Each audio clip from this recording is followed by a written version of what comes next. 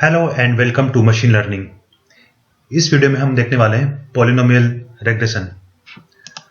अभी तक आपने देखा था कि एक सिंपल लीनियर रेग्रेशन किस तरह से वर्क करता है एंड मल्टीपल लीनियर रेग्रेशन क्या होता है।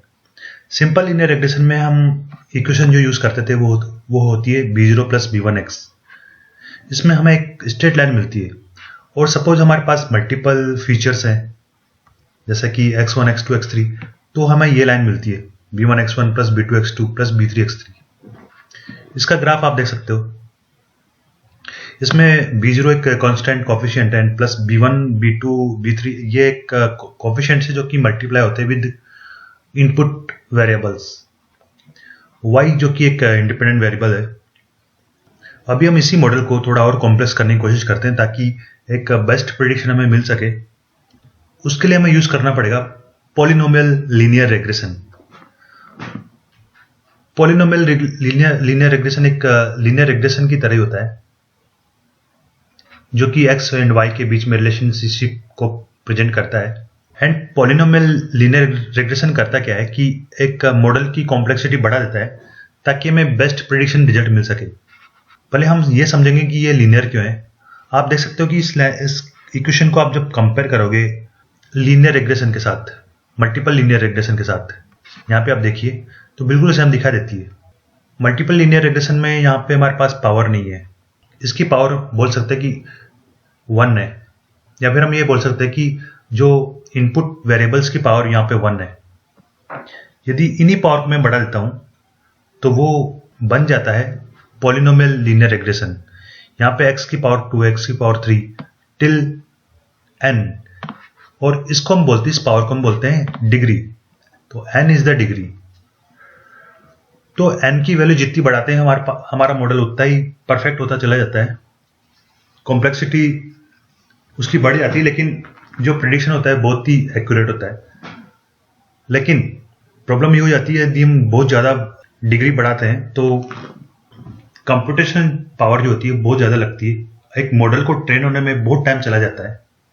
कई बार उसी मॉडल को ट्रेन होने के लिए हमें काफ़ी टाइम तक वेट करना पड़ता है। लेकिन उस केस में एक और प्रॉब्लम हो जाएगी। उस केस में क्या होगा कि आपका मॉडल ओवरफिट हो जाएगा। मॉडल जो ट्रेनिंग डेटा है उनके लिए तो परफेक्टली वर्क करेगा, लेकिन यदि उसको एक टेस्टिंग डेटा मिलेगा तो उसके लिए वो बेटर प्रिडिक्ट नहीं कर पाएगा। आगे देखते हैं इसका ग्राफ किस तरह का बनेगा। यहाँ पे आप देख सकते हो ये एक ग्राफ है जो कि 1 वेरिएबल के साथ है विद 2 डिग्री 2 है। तो उस केस में आप देख सकते हो कि सारे पॉइंट्स को ये कवर करता है। एक पॉइंट अभी भी इसको कवर नहीं करता है। इस एग्जांपल में आप देखते हो।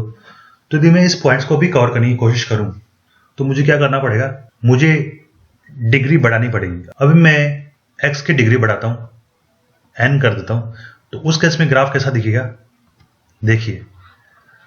इसमें एडवांटेज है कि इसने सारे पॉइंट्स को कवर किया है। तो जो एरर जो हमें मिलती है, सम ऑफ स्क्वायर्ड एरर है, वो कम से कम मिलेगी 0 के बराबर, लगभग 0 के बराबर।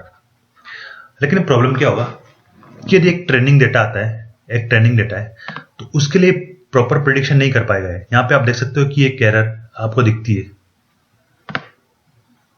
तो इसलिए हमको चाहिए कि हम डिग्री कम से कम रखें ताकि मॉडल ओवरफिट ना हो। हम यहाँ पे बैक जाके देखते हैं कि इस मॉडल से कंपेयर करते हैं।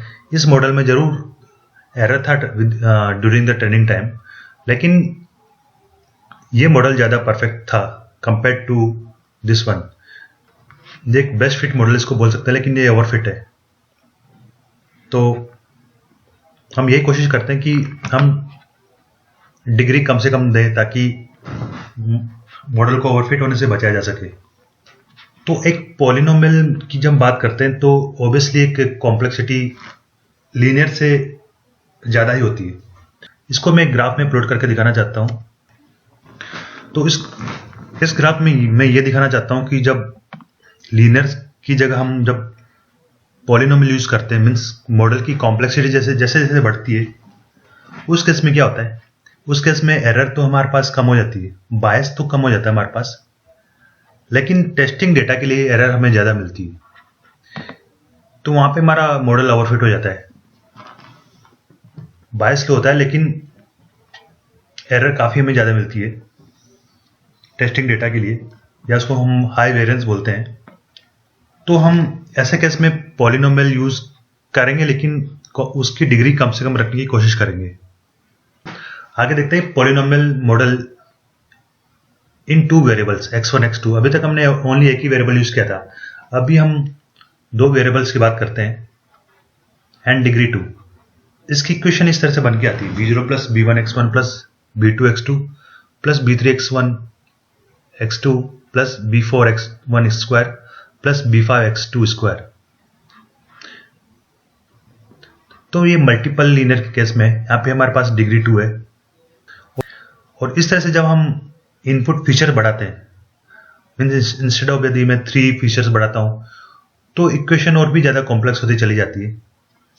तो इक्वेशन यूज करती है जितने भी सारे पॉसिबल कॉम्बिनेशन है डिफरेंट ऑर्डर के, उन सबको इक्वेशन यूज करती है। इसको हम मल्टीपल डायमेंशनल पॉलिनोमियल रेग्रेशन भी बोलते हैं। तो ये था पॉलिनोमियल लीनियर रेग्रेशन, जो कि इतना कॉम्प्लेक्स नहीं समझने में।